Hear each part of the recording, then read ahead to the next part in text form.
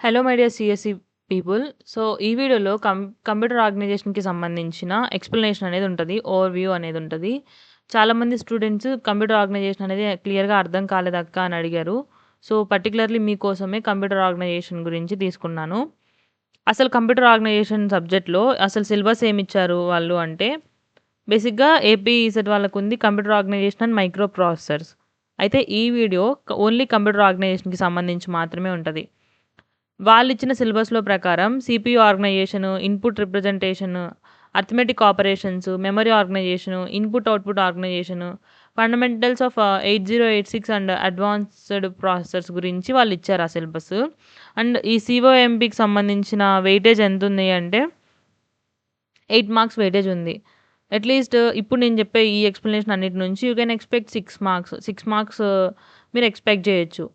So, without any late ఇంకా computer ఆర్గనైజేషన్‌కి సంబంధించిన క్లాస్‌కైతే మనం ఎళ్ళిపోదాం. నేను చెప్పే టాపిక్స్ ఇందులో ఈ వీడియోలో కవర్ చేసేది ఇంట్రడక్షన్ టు డిజిటల్ కంప్యూటర్ గురించి ఎక్స్‌ప్లెయిన్ చేస్తాను.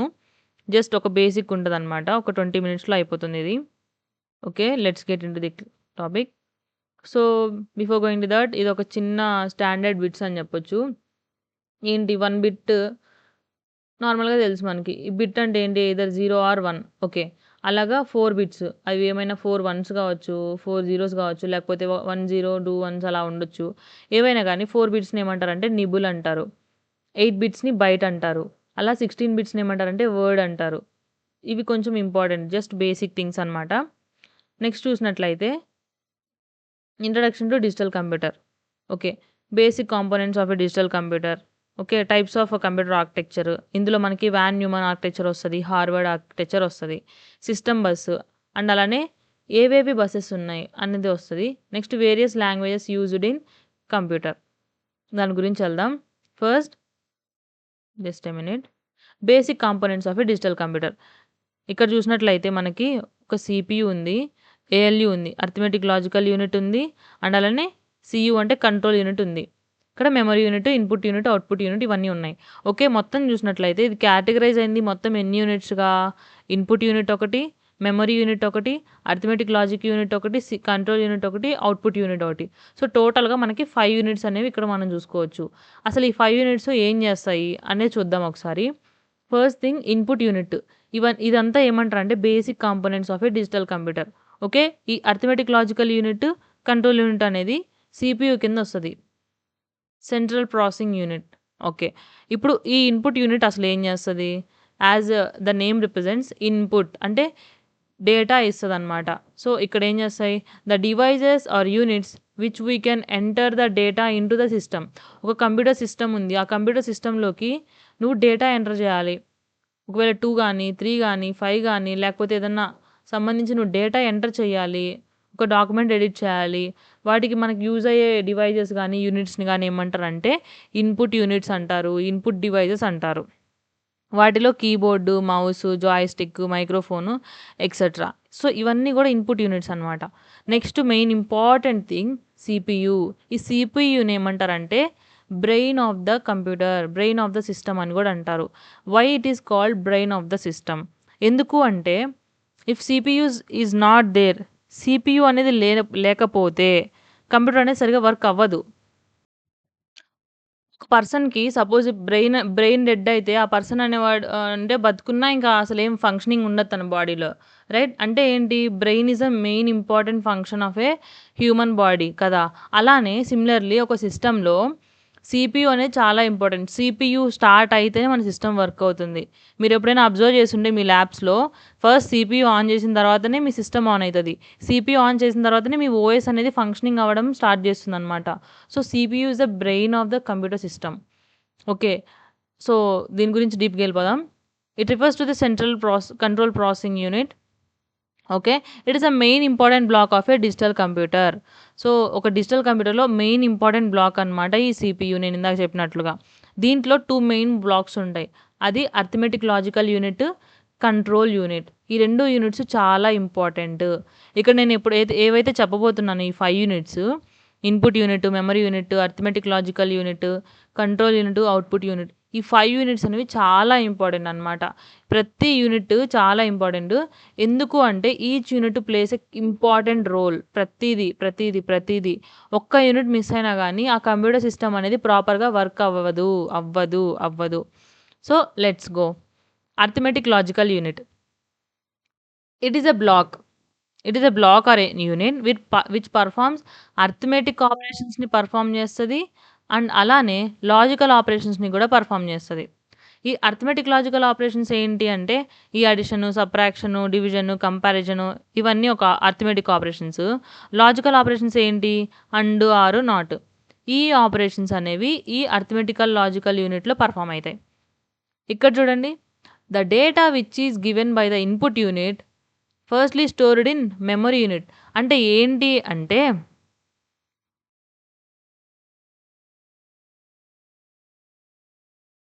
Just a minute.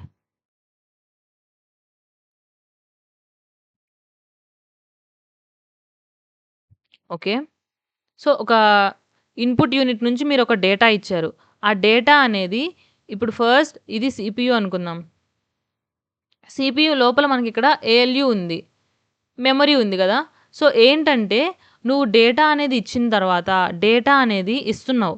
ఆ డేటా ఇచ్చినప్పుడు డైరెక్ట్‌గా ఈ యొక్క అర్థమెటికల్ లాజికల్ యూనిట్‌లోకెళ్ళిపోయి పర్ఫార్మ్ అయిపోదనమాట ఆపరేషన్స్. సపోజ్ నువ్వు ఇచ్చిన డేటాలో 2 ఉంది. ఒక 7 ఉంది. ఓకే. నీ ఆపరేషన్ ఏంటంటే నువ్వు ఇచ్చింది ఇన్పుట్‌లో 2+7 అని ఇచ్చావు. సో, డైరెక్ట్‌గా అర్థమెటికల్ లాజికల్ యూనిట్‌లోకెళ్ళిపోయేసి 2+7 ఈ ఆపరేషన్‌ని పర్ఫార్మ్ చెయ్యదు. ఫస్ట్ ఏం చేస్తదంటే నువ్వు ఇచ్చిన 2, నువ్వు ఇచ్చిన 7 అండ్ అలానే ఈ ప్లస్ ఇదంతా ఏం చేస్తుందంటే ఫస్ట్ మెమరీలో ఎళ్లి స్టోర్ అవుతుందనమాట. ఫస్ట్ థింగ్ ఇది మెమరీలో స్టోర్ చేసుకుంటది. మెమరీ నుంచి అర్థమెటికల్ లాజిక్ యూనిట్ తీసుకుంటది. అది సెకండ్ థింగ్. మళ్ళీ ఈ ఆపరేషన్స్ అన్నీ పర్ఫార్మ్ చేసిన తర్వాత మళ్ళీ మెమరీ యూనిట్‌కెళ్ళిపోతది. ఇది థర్డ్ స్టెప్ అనమాట. క్లియరా? ఇప్పుడు ఈ మెమరీ నుంచి తర్వాత ఫర్దర్ ప్రాసెసింగ్ జరుగుతుంది. సో, ఫస్ట్ ఏంటి? నువ్వు ఇన్పుట్ డేటా ఇచ్చిన తర్వాత అదేం చేస్తది? ఇన్పుట్ నుంచి మెమరీకెళ్తది. మెమరీ నుంచి అర్థమెటిక్ లాజికల్ యూనిట్ తీసుకుంటది. అర్థమెటికల్ లాజికల్ యూనిట్ ఆపరేషన్‌ని మళ్ళీ పర్ఫార్మ్ చేసిన తర్వాత మళ్ళీ మెమరీకే వస్తది. సో, ఇది ఫస్ట్ థింగ్, ఇది సెకండ్ థింగ్ అండ్ ఇది third thing. Hope it is clear right? So, next చూద్దాం. అదే ఇక్కడ రాసాను. The data which is given by the input unit firstly stored in memory unit. Memory యూనిట్‌లో స్టోర్ అవుతుంది. తర్వాత ఏంటి? Always the ALU takes the data from the memory. ఎక్కడి నుంచి తీసుకుంటదంటే డేటా ఏఎల్యూ మెమరీ నుంచి తీసుకుంటది. For various operations. అది addition గావచ్చు, సబ్ట్రాక్షన్ గావచ్చు, మల్టిప్లికేషన్, డివిజన్ ఏదైనా గావచ్చు. నెక్స్ట్ చూడండి. Control unit. ఈ కంట్రోల్ యూనిట్ ఏం చేస్తది అంటే it is a unit which can coordinate all the units work properly. Okay. So, దీని గురించి ఒక చిన్న ఎగ్జాంపుల్ తీసుకుందాం. Control unit. సపోజ్ నువ్వున్నావు. నువ్వొక ఈవెంట్‌ని ఆర్గనైజ్ చేయాలి. నువ్వేం చేస్తావు? ఆ ఈవెంట్‌లో ఫుడ్ సెక్షన్ ఒకరికి అసైన్ చేస్తావు.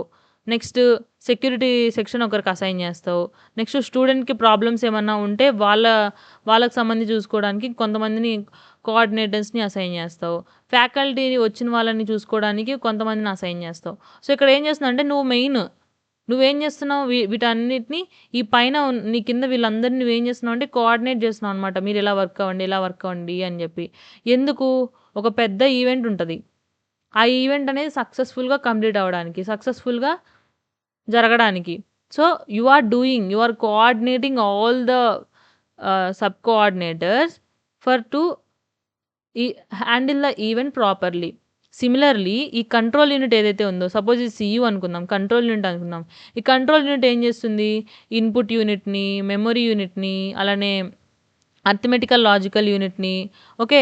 నెక్స్ట్ అవుట్పుట్ యూనిట్ ఇవన్నీ ఉన్నాయి గదా! ఇవన్నీ గూడా ఒకదానికొకటి కోఆర్డినేట్ అవ్వడానికి ఈ కంట్రోల్ యూనిట్ అనేది వర్క్ అవుతుందనమాట.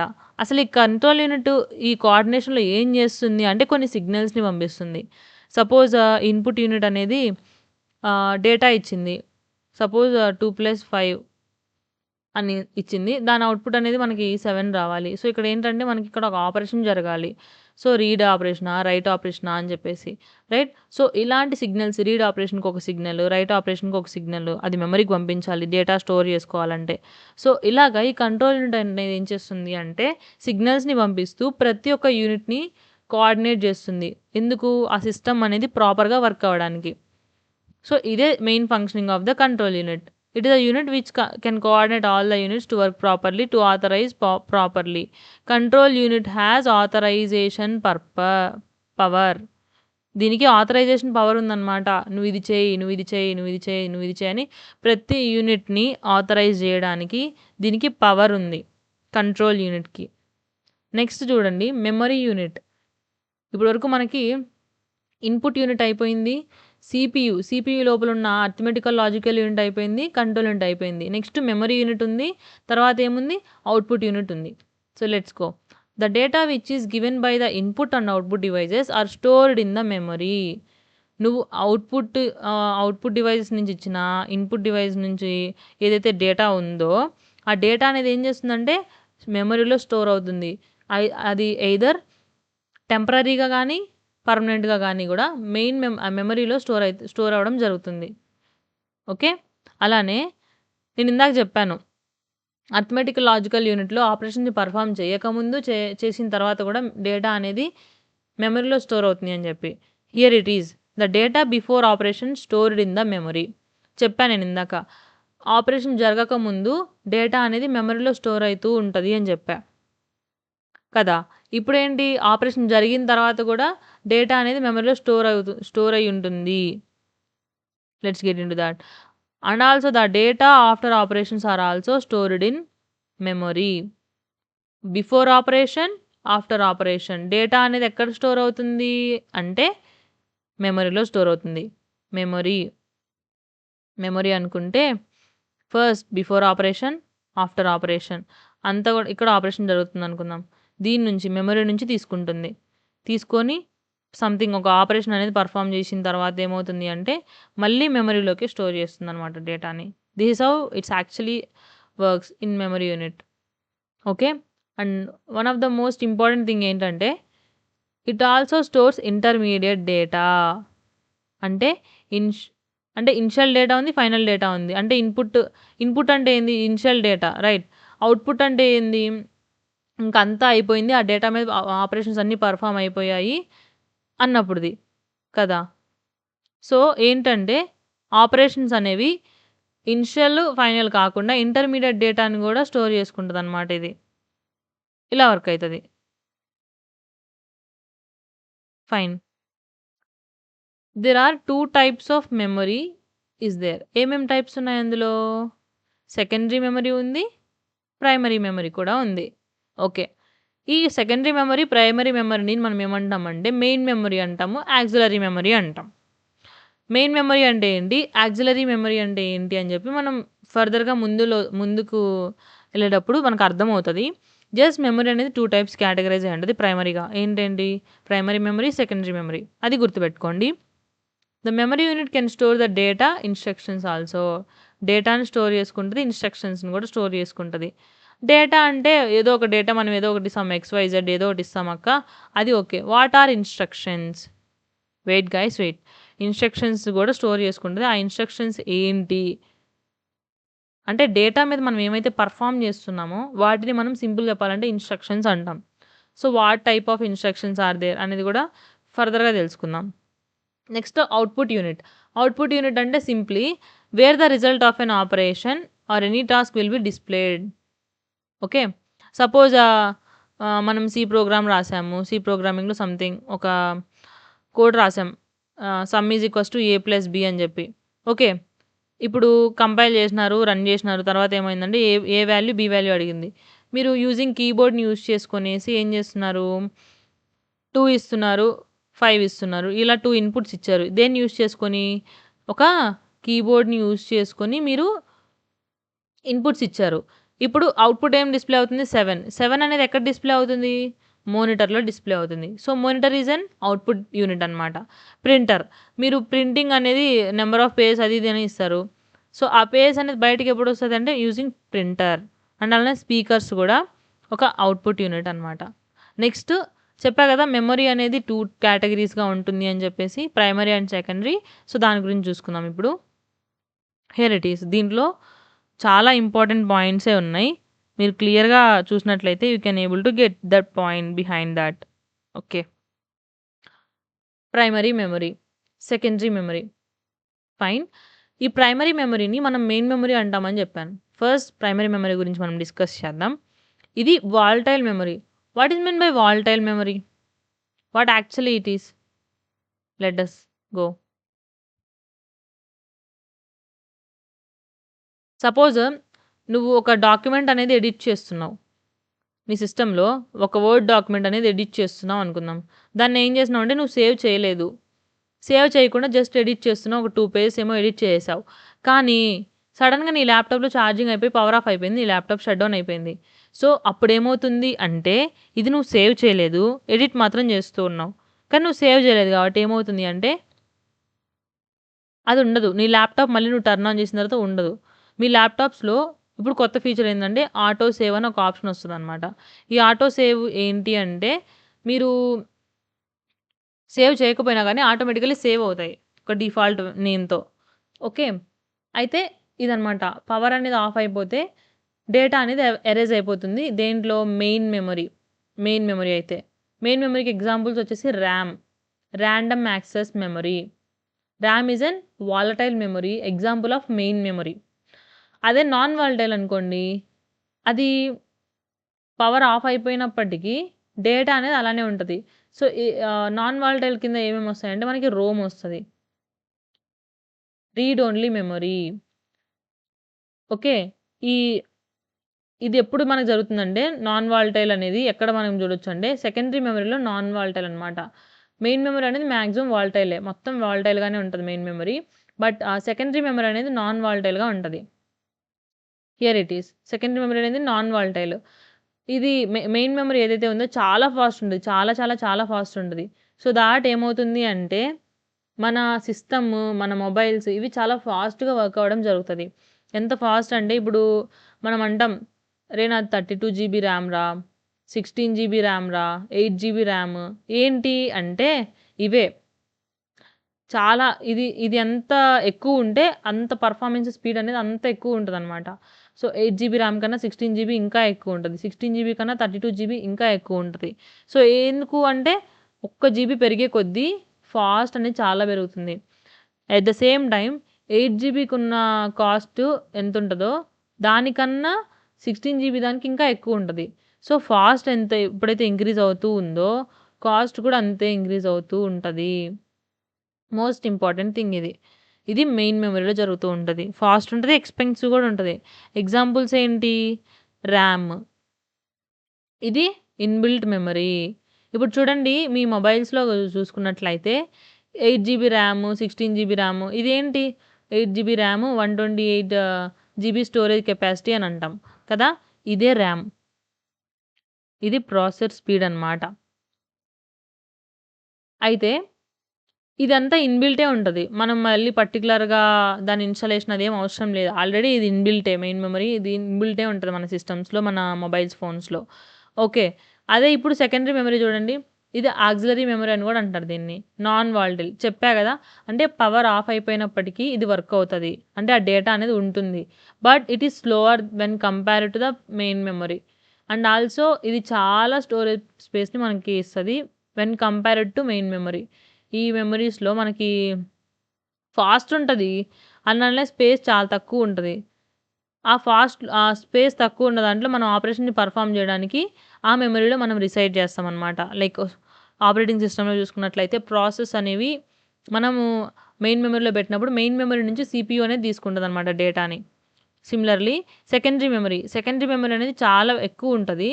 బట్ దీని ఎక్స్‌పెన్సివ్ అనేది అంతే తక్కువుంటది when compared to the main memory. And ఇది కొంచెం స్లోవర్ అనమాట. మెయిన్ మెమరీ అయితే కొంచెం ఫాస్ట్ ఉంటది. ఇప్పుడు చెప్పా గదా నేను. ఇవి ఎగ్జాంపుల్స్ ఏంటి? DVD, CD, compact disc, pen drives, external hard disk. ఇవన్నీ ఇన్‌బిల్ట్ కాదనమాట. మనం పర్టిక్యులర్‌గా యూజర్ డిఫైన్డ్ లాగా ఉంటాయన్నమాట. ఇవి ఇన్‌బిల్ట్ ఉండవు. Next word length. Most important ఈ వర్డ్ లెంత్. ఏంటి వర్డ్ లెంత్ అంటే it refers the length of the word at a time that we can read from the memory. Memory ఉంటుంది కదా, మెమరీ నుంచి మనము ఎంత లెంత్ ఆఫ్ డేటాని మనం రీడ్ చేయగలుగుతున్నాము ఎట్ ఏ టైమ్. ఒక సిస్టమ్ ఉంది, ఆ సిస్టమ్ లోపల పర్టికులర్ ఒక మెమరీ ఉంది, మెమరీ లోపల డేటా ఉంది. ఇది సిస్టమ్ అనుకుందాం, ఇది మెమరీ అనుకుందాం. ఈ మెమరీ లోపల సంథింగ్ ఒక డేటా ఉంది, ఇక్కడంతా డేటా ఉంది. ఇప్పుడు నువ్వు రీడ్ చేయాలనుకుంటున్నావు మెమరీ లోపల ఉన్న డేటాని. అయితే ఈ డేటాని ఎట్ ఏ టైం ఎంత లెంత్ ఆఫ్ డేటాని అది పంపించగలుగుతుంది అని చెప్పడాన్ని వర్డ్ లెంత్ అంటారనమాట. Okay, see it refers the length of a word at a time that we can read from the memory. మనము మెమరీ నుంచి రీడ్ చేసేదాన్ని అండ్ అలానే మెమరీలోకి ఎంత రైట్ చేయగలుగుతున్నాం ఎట్ ఏ టైం అనే దాన్ని కూడా ఈ వర్డ్ లెంత్ అనేది చెప్తుంది. చూడండి, and also it refers the word length that you can enter in to the system at a time. At a time నువ్వు రాసేది, ఐ మీన్ ఎంటర్ చేసేది, ఎట్ ఏ టైం నువ్వు రీడ్ చేసేది మొత్తాన్ని చెప్పేదే వర్డ్ లెంత్ అనమాట. Next address, most important thing. ఈ address అంటే ఏంటి? ఒక యూనిక్ కోడ్. ఇప్పుడు ఫర్ సపోజ్ నేను ఇక్కడున్నాను. నేనేమంటున్నానంటే, మీరు ఎవరైనా నన్ను అడిగినప్పుడు అడ్రస్ ఏంటి అని అడిగినప్పుడు నేను జస్ట్ ఏమంటాను, ఇక్కడున్నాను అని చెప్తాను. అది క్లియర్గా ఉంటుందా? ఉండదు. So it doesn't tells about the address. So నేను చెప్పింది ఇప్పుడు అది అడ్రస్ కానే కాదు. అడ్రస్ అంటే ఎలా ఉంటుంది? ఒక యూనిక్ కోడ్. అంటే ఏంటి? నేను పలానా XYZ అనే ఒక సిటీలో ఉన్నాను, ఆ సిటీ లోపల ABC ఓకే అనే స్ట్రీట్లో ఉన్నాను, నా డోర్ నెంబర్ వచ్చేసి AB143 అనే ఒక డోర్ నెంబర్ నాది అని నేను చెప్తున్నా. సో ఇదంతా ఏంటి? యూనిక్ కోడ్ అనమాట. అంటే నాకు ఇది వేరేగా ఉంటుంది, పర్సన్ బికి వేరేగా ఉంటుంది, పర్సన్ సికి వేరేగా ఉంటుంది. సిమిలర్లీ ఈ అడ్రస్ అనేది కూడా అంతే, ఒక యూనిక్ కోడ్ అనమాట. సో ఈ యూనిక్ కోడ్ వల్ల ఏమవుతుంది అంటే CPU can easily identify the location of the data. So ఇప్పుడు నేను ఈ అడ్రస్ చెప్పాను, so anyone can come to this address, anyone can find me where I am అని చెప్పి. సిమిలర్లీ నేనే ఒక డేటా అనుకోండి, ఓకే, నా లొకేషన్ అనమాట ఇదంతా. దాన్ని బట్టి CPU ఒక పర్టికులర్ B అనే పర్సన్ను ఐడెంటిఫై చేయగలరు వేర్ ఐ యామ్ అని చెప్పి, రైట్? సో అలానే ఈ B అనే పర్సన్ని మనం CPU అనుకుందాం. ఓకే, సో ఈ CPU అనేది ఈ డేటా యొక్క లొకేషన్ని బేస్ చేసుకొని ఈజీగా డేటాని యాక్సెస్ చేయగలదు. Identify the location of the data. ఈ లొకేషన్ ఐడెంటిఫై చేసినప్పుడు డేటాను కూడా ఐడెంటిఫై చేయగలదు. So that's why it is called అడ్రస్ని మనం యూనిక్ కోడ్ అంటాం అన్నమాట. మెమరీలో 2 పార్ట్స్ ఉంటాయి అడ్రస్కి. ఒకటి డేటా, ఇంకోటి ఏంటి? Instructions data. ఇందా చెప్పా కదా నేను, ఇన్స్ట్రక్షన్స్ అంటే ఏంటి, డేటా అసలు ఏంటి, దాని గురించి చెప్పడమే ఇన్స్ట్రక్షన్స్, అది ఏం చేస్తుంది అని చెప్పి. సో ఇది data and instructions. It is all about address. ఇంకా నెక్స్ట్ ఫర్దర్ టాపిక్స్ ఏంటంటే computer architecture versus computer organisation. ఇక్కడ చూడండి, కంప్యూటర్ ఆర్కిటెక్చర్ అంటే ఏం చేస్తుంది అంటే simply what computer does, computer అసలు ఏం చేస్తుంది అని చెప్తుంది. కంప్యూటర్ ఆర్గనైజేషన్ అయితే how computer does. For an example, సింపుల్గా అడిషన్ ఆపరేషన్ తీసుకున్నట్లయితే 3+4 4+3 అనుకుంటే అసలు ఈ కంప్యూటర్ ఆర్కిటెక్చర్ ఏం చెప్తుంది అంటే వాట్ ద కంప్యూటర్ డస్. అంటే ఇప్పుడు నేను 4+3 ఇచ్చా అంటే అదేం చెప్తుంది, అడిషన్ చేస్తుంది అని చెప్తుంది. అదే కంప్యూటర్ ఆర్గనైజేషన్ ఏం డిస్క్రైబ్ చేస్తుంది అంటే నువ్వు 4+3 ఇస్తే how the computer does it. నువ్వు 4+3 ఇచ్చావు, ఎలా జరుగుతుంది? ఇది ఫస్ట్ మెమరీలో స్టోర్ అవుతుంది, ఆ మెమరీ నుంచి ALU తీసుకుంటుంది, ALU వచ్చేసి ఆపరేషన్ని పర్ఫామ్ చేసి మళ్ళీ అది మెమరీకే ఇస్తుంది. దాని తర్వాత మెమరీ నుంచి అవుట్పుట్ డివైస్ అనేది దాన్ని అవుట్పుట్ని డిస్ప్లే చేస్తుంది అని కంప్లీట్గా అసలు ఈ 4+3 నువ్వు ఇస్తే తర్వాత జరిగే ప్రాసెస్ అంతా చెప్పేది ఏంటి అంటే computer organisation, how the computer does it. Okay, this just a basic information about computer architecture and computer organization. See simple differences పెట్టాను ఇక్కడ నేను. It describes what the computer does and it describes how the computer does in computer organization. Deals with functional behavior of a computer system. ఏది? Architecture అంటే ఒక system యొక్క functional బిహేవియర్ని deal చేస్తుంది అనమాట ఈ ఆర్కిటెక్చర్. అదే కంప్యూటర్ ఆర్గనైజేషన్ అనేది structural relationship చాలా ఇంపార్టెంట్. స్ట్రక్చరల్ రిలేషన్‌షిప్ గురించి డీల్ చేస్తది ఈ సీఓ కంప్యూటర్ ఆర్గనైజేషన్. ఇది హై డిజైన్ లెవెల్ ఇష్యూ. ఇది లో design level issue. Next architecture indicates it's hardware. అంతే గదా! వాట్ డస్ అంటే జస్ట్ మనకి హార్డ్‌వేర్ ఈజ్ ఎనఫ్.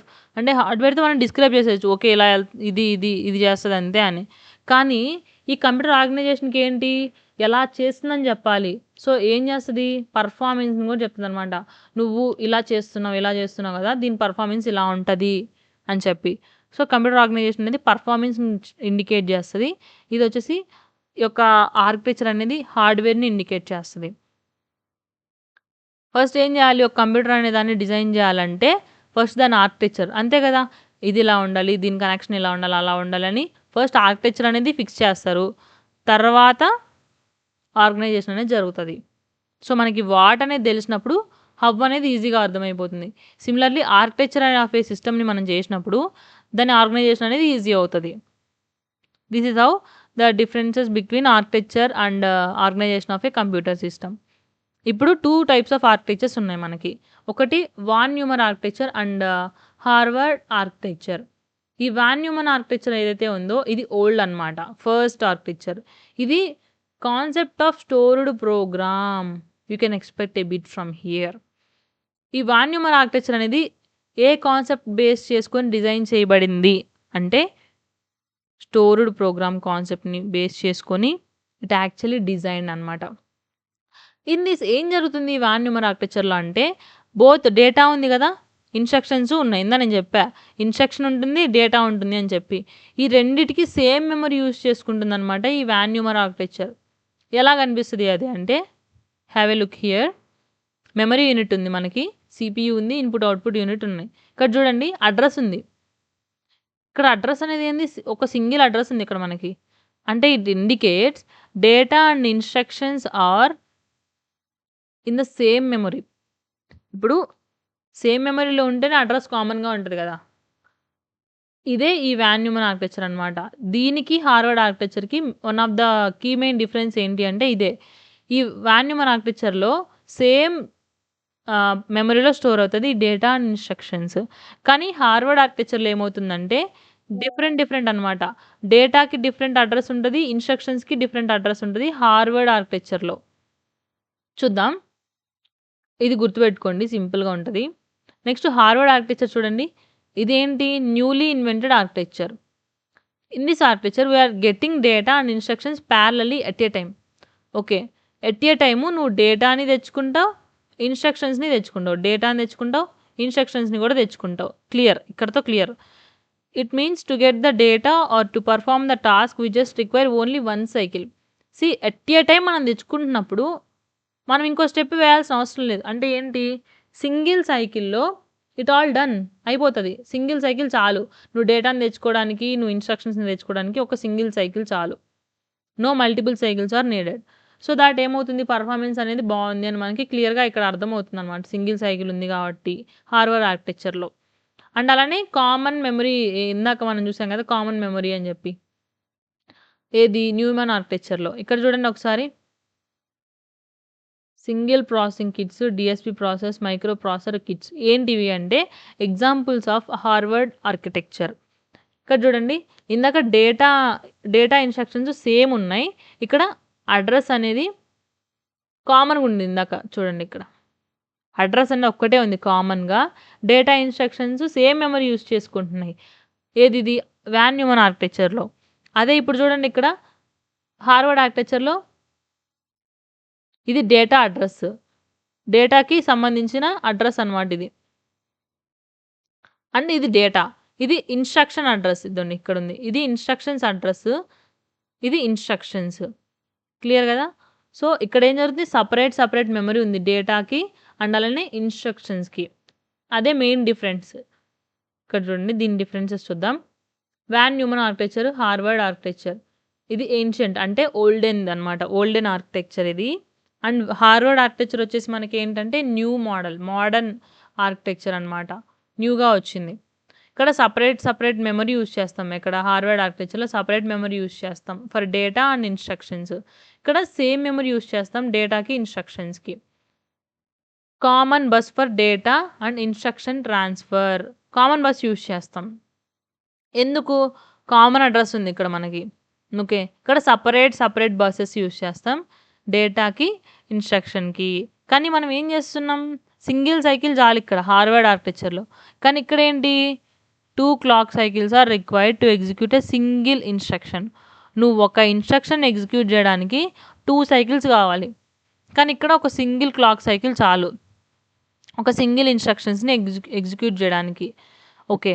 ఇది చీపర్. ఏది? వాన్ న్యూమన్ ఆర్కిటెక్చర్ అనేది చీపర్. బట్ ఇది కాస్ట్‌లియర్. ఇంత మోడర్న్‌గా ఉంది. ఇంత సింగిల్ క్లాక్ సైకిల్‌లో ఇది వర్క్ అయిపోతుంది. అండ్ అలానే సెపరేట్ బసెస్ ఉన్నాయి. సెపరేట్ మెమరీ ఉంది. సో, ఇది కొంచెం కాస్ట్‌లియర్ అనమాట. ఇక్కడ చూడండి CPU cannot access instructions and read write at the same time. CPU అనేది ఇన్‌స్ట్రక్షన్స్‌ని యాక్సెస్ చేసి తర్వాత దాని మీద రీడ్ అండ్ రైట్ అనేది సేమ్ టైమ్ చెయ్యదు. ఫస్ట్ దాన్ని యాక్సెస్ చేసుకొని మళ్ళీ తర్వాత రీడ్ రైట్ చేయడం జరుగుతుంది. అంటే సైమల్టేనియస్‌గా ఇది జరగదు. అదే ఇక్కడ హార్వర్డ్ ఆర్కిటెక్చర్‌లో CPU can access the instructions and read or write at the same time. చూసారా ఎంత మోడర్న్‌గా ఉంది ఈ హార్డ్వేర్ ఆర్కిటెక్చర్ అనమాట. ఇది వాన్ న్యూమన్ ఆర్కిటెక్చర్ అనేది కొంచెం లో స్పీడ్ ఉంటది. అదే హార్వర్డ్ అయితే హై స్పీడ్ ఉంటదనమాట. ఇక్కడితో మనకి ఏమేమి కవర్ అయిపోయాయి? టైప్స్ ఆఫ్ ఆర్కిటెక్చర్స్ అయిపోయాయి. తర్వాత ఆర్కిటెక్చర్ అంటే ఏంటి? ఆర్గనైజేషన్ అంటే ఏంటి అని అర్థమైంది. ఎన్ని యూనిట్స్ ఉన్నాయి మనకి?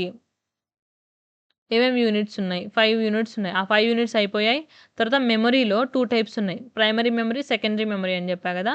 సో, ఈ 2 టైప్స్ ఏంటి అన్న వాటి గురించి మనం క్లియర్‌గా డిస్కస్ చేసుకున్నాం.